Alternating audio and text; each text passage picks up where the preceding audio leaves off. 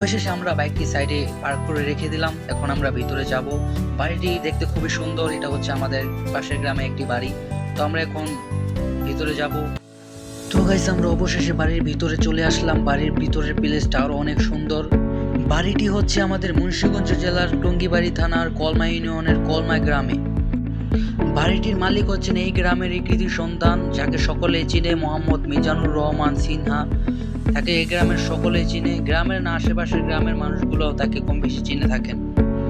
বাড়িটির পাশে সুন্দর একটি লেক আছে, পিছনে সুন্দর সুন্দর খামার আছে এবং আরো সুন্দর সুন্দর দেখার মতো অনেক প্লেস আছে। ভিডিওটি শর্ট করে ধারণ করার জন্য আপনাদেরকে সেগুলো দেখাতে পারলাম না, এই কারণে নিজের মন থেকে দুঃখিত। সো আমাদের বিক্রমপুরে আসলে এই বাড়িটি এসে দেখে যাবেন। পাশে পদ্মা নদী আছে, আশা করি ভালো লাগবে। ও আরেকটি কথা, আমাদের এখান থেকে পদ্মা সেতুর বৃষ্টিও দেখা যায়। সো গাইস, আজকে এ পর্যন্তই। দেখা হবে নেক্সট ভিডিওতে। সকলে ভালো থাকবেন, সুস্থ থাকবেন।